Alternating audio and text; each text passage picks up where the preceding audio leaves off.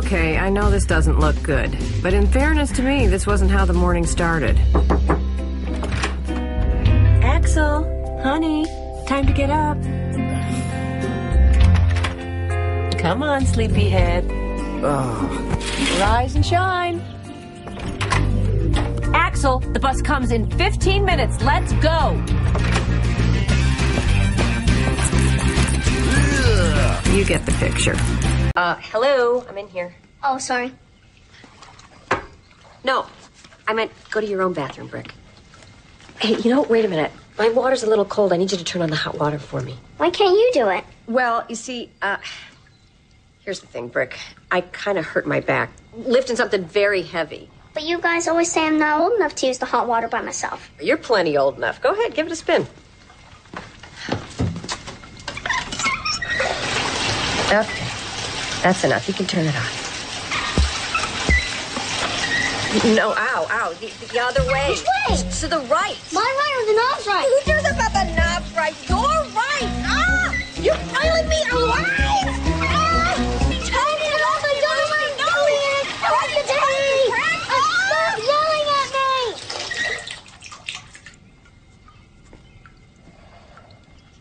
I don't know how you guys do that every day. School. It's challenging, demanding, and takes a whole lot of work. And it can be hard on your kids, too. Jeez, Brick, what do you got in here? This thing weighs a ton. Well, I told you. There's been a measurable increase in workload now that I'm in 3rd grade. It's really cutting into my reading time. Okay, chicken nuggets, piles of popsicle sticks. Oh, an ant farm. I'm sorry, ant cemetery. You got a D on your math test? You don't get D's. What are you gonna do? I'll tell you what you're gonna do, Brick. You're gonna study. Math is very important in life. You use math in everything. Oh, even I can't say it like I believe it.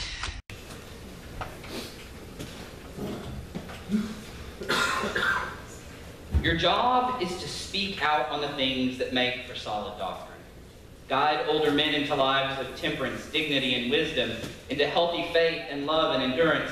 Guide older women into lives of reverence so they end up as neither gossips nor drunks, but models of goodness. By looking at them, the younger women will know how to love their husbands and children.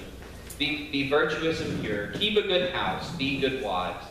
We don't want anyone looking down on God's message because of their behavior. Also guide the young men to live disciplined lives. But mostly show them all this by doing it yourself. Incorruptible in your teaching, your word, solid and sane. Then anyone who is dead set against us, when he finds nothing weird or misguided, might eventually come around. This is the word of God for the people of God. Thanks be to God. So, really quick question. Who knew the book of Titus existed? Yeah, Titus is a fun little interesting book, but yeah, we'll get to more of that in a minute. So this morning it's Mother's Day. Guys, I'm really hoping that if you needed to, you've already gotten a Mother's Day card, right? Anybody fall into the trap where they woke up this morning and didn't know it was Mother's Day? Anybody? Yeah, you're going to admit if you forgot it was Mother's Day? Well, I always love it because, it's a holiday, which means there are going to be cards. Hallmark makes a killing off of days like this because we all want those sappy, wonderful, sentimental cards. But I found some cards this week that probably aren't ever going to be picked up by Hallmark, and they probably shouldn't ever be picked up by anybody, but they're great. They're the world's worst Mother's Day card. So I just want to read a couple to you. Mom, remember that 20 you lent me? I need another 1,000 just like it. Dear Mom, you're never selfish with your advice, but really, people can only take so much. Dear Mom, now that I'm older and I have a family of my own, I realize I need a babysitter. You free this Sunday? To a mom who means the world to me, please tell Dad to add my name to whatever gift he got you.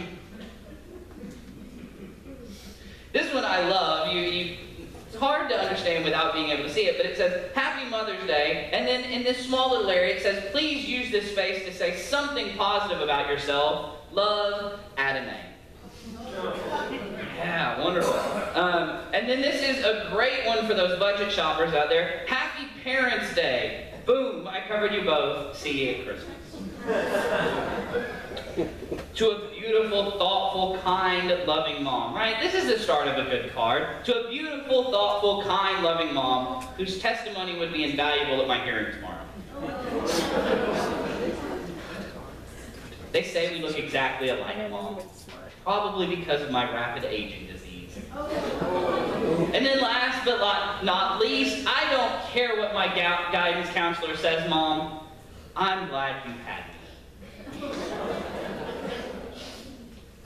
See, guys, can you at least admit that you didn't buy that kind of card?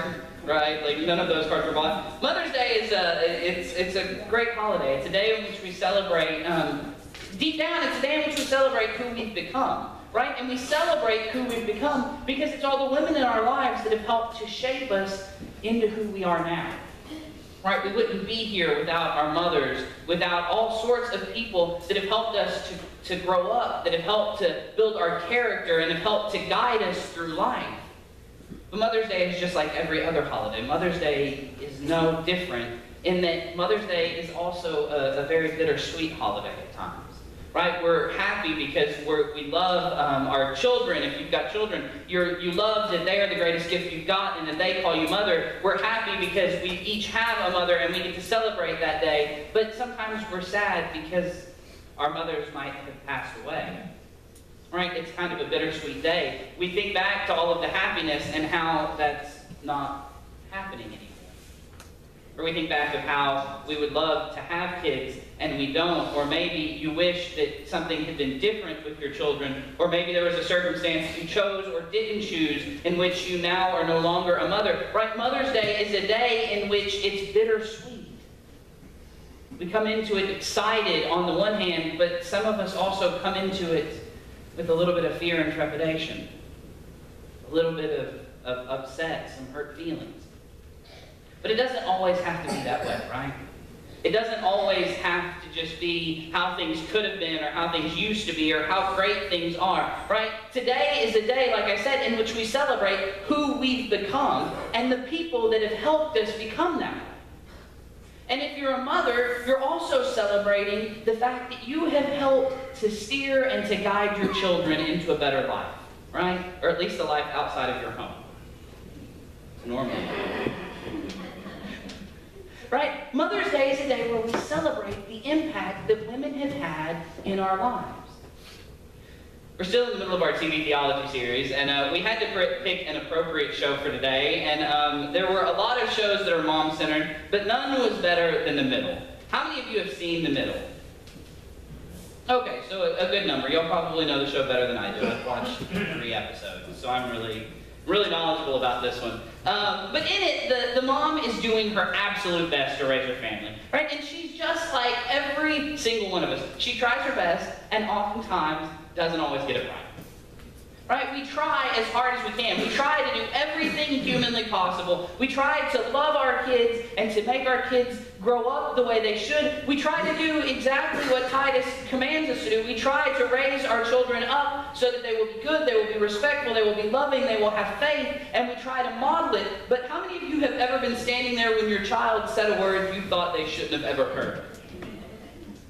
How many of you have been there when your child literally repeated the word you just said? Right? Or even better, like there's an action that you thought your child never saw you do, and then they do it, and you can't be mad at them because that's where they learned it. Right? We try our absolute best. The clip that you saw from The Middle where she was in the bathtub was actually, it's part of a much longer clip, and it's really funny because in it, she hurts her back, and that's why she's in the tub. Now, she hurt her back doing something her husband told her not to do. She shouldn't have been doing it in general. So she's trying to keep this away from her husband. And after the fiasco with the water, she looks at her son and she goes, I need you to lie for me. And he goes, but Mom, I thought you told me not to lie. And she's like, well, really, it's not a lie. I just need you to not, I don't know, tell your dad why I'm in here. And she goes, I hurt my back, I shouldn't have done it. And he goes, but I thought we weren't supposed to lie, right? You always tell us you never lie. And she goes, well, yeah, but sometimes. Right, yeah, but sometimes you need to. And so the dad comes walking in, she's still in the bathtub, and her son's standing there. And the dad goes, honey, what are you doing? And the son just looks up and he goes, well, let me explain. He goes, there was a spider in the bathtub, and I saw the spider, and I decided I was going to drown it because that was the easiest way to get rid of it. And so I turned all of the water on, and the mom came in here, and she wanted to see what I was doing, and she slipped, and she fell in the bathtub. The mom is still in the bathtub, and it freezes the scene. And in her head, she goes, I don't know what to be more concerned with. The fact that he lied so quickly, or the fact that he lied so well. Right? We try. We try our absolute best. We try to be good role models. We try to influence those around us. We try to put our best foot forward. And honestly, that is more of what today is about than anything else. It's the joy of being a mother, and I'm not diminishing that. But for those of you who aren't a mother or don't feel like you're a mother or might be sad over losing your mother, I want you to realize that in this day and time, there is always somebody looking up to you. There's always somebody watching you. And that's why I think today is so important, because we're celebrating the impact that you have had as a woman in someone else's life. And generally the impact is good, right? Generally we're celebrating a good impact. But that's why we celebrate Mother's Day. We celebrate it because you have made an impact in someone's life in a way you might not ever realize. So it's with that in mind, again, I say Happy Mother's Day. Not as a feeling of sadness or a feeling that you're left out, but in recognizing that as a church, as a community of faith, that there is always someone watching. So that's the question, is what do we do when someone's watching, right? How do we try to do it? Because here's the thing, we'd love to say that we always get it right. We'd love to say that we've never done that with our kids. We've never said, yeah, you're not supposed to lie, but. Right? We wish that we got everything right. And my message for this morning is we should get everything right. But we're human beings, and we're not going to. But that doesn't excuse us to not try. Here's the thing. As Christians, as human beings, our goal in life is to try. To try to do everything we can. You see, Titus is a rather obscure book. Titus is a book we don't normally do very much with. Titus has got some other very interesting verses. But Titus is trying to address a problem. Titus is seeing that in this community, there are people who are not living their life in the way they should. And the worst part is, it's some older people who are not doing what they should. You've got older people who are out lying, and they're out cheating, and they're out gossiping. And the problem with that, Titus sees, is that when the older people of the community are out living like this, guess who's watching? Guess who's watching every single thing you do? You might want to stand here and say, I'm not a mother, I'm not a father, I'm not a role model. Guess what? Titus is going to tell you differently. And that's why he's getting on to the older men and the older women. He's saying, you bear the responsibility of those that are coming after you because you are their role model. So he says, give up the gossip, give up the slander, give up the cheating. Live a life that is faithful, that is loving, that is good. At least try. Right? And I love verse 7 and 8 because this is where it comes down to it. It says, but mostly show them all this by doing it yourself. And not just because you should be. He says, do it so that you are incorruptible in your teachings, in your word, so that they are solid, they are sane. Then everyone who is dead set against this, everyone who doesn't know God, everyone who argues against God, will find nothing weird or misguided. Right? Wouldn't it be amazing if the actions we did, the words we said, matched up with the stuff we preach on Sunday mornings? And that's what Titus is arguing. He's saying if you're going to go to church and hear it, then at least try it out. Just try. One of the episodes I did watch of The Middle is the mother wants to have a family meal. She wants to sit down and have everyone together around one table. Right? And as the episode progresses, she gets more and more stressed out, more and more aggravated, more and more agitated. If you've cooked a big meal, you know it's 4 hours of torture of cooking, and 10 minutes it's gone. Right? And then you have to clean up. And so by the time she gets to the family meal, she calls them all in there, and they don't want to do it. They're not used to this. They're used to come and go kind of eat. And she yells at them, she goes, everybody just sit down around the table. To which her youngest son starts to talk, and she yells at him again, and she says, I don't want to hear it. I just want a happy family meal. Right? How many of y'all have done that? You're going to do it, and you are going to be happy about it. Right. Right? And so she yells at him again, and then her son goes, but Mom, I have a problem. And she goes, what? And he goes, I don't have a chair at the table. Right? They have to go get that chair from outside where it's been for years because they haven't had a family meal together since he's been born. Right? There are times we try. There are times we fall down. There are times we falter. Life is like that. Life can be difficult, and just by nature of the fact that we are human, by nature of the fact that we live in a fallen world, we are going to make mistakes. We're going to mess up. But that doesn't give us an excuse to not even attempt it. We still have to try. And you see, Titus reminds us we're not trying simply for our sake. We're not trying because we're the only ones that get anything out of it. We're trying so that when people watch us, they see God through us. You see, that's the thing. When I tell you, you never know who is watching you. You never know when you might be outside in the community, in the world at large, the world around us, and somebody sees what you're doing and they don't know God. They don't know anything about church. The most they get out of religion is what they see you do, how they see you act. So what foot are you putting forward? Are you being those people that Titus is writing to going, please, please, please live a better life? Or are we those people going, I am going out and I am trying? The mom in the middle, we can't falter. She did her absolute best. She tried as hard as she could. She made mistakes, and we have all been there, and we've witnessed it, and we've done it ourselves. Except me. My kids are perfect, right? That's what we like to say. My wife just rolled her eyes at me. I can't even see her, and I know she rolled her eyes at me. Right? We all make mistakes. But we get up and we keep trying. Remember that. Mother's Day is a day recognizing the women that have impacted our lives, the people that have brought us to this moment in time, and recognizing that we want to be that for the people watching us. So I challenge you, if Mother's Day is a happy day, if Mother's Day is a day you're excited, that's wonderful and I'm glad.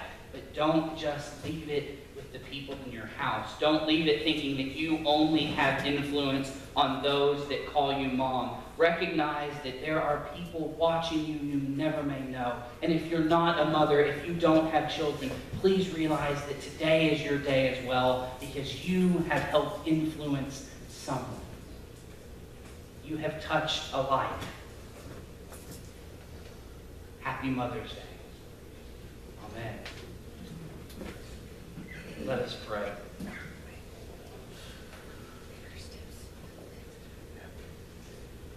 God, everything we have has come from you.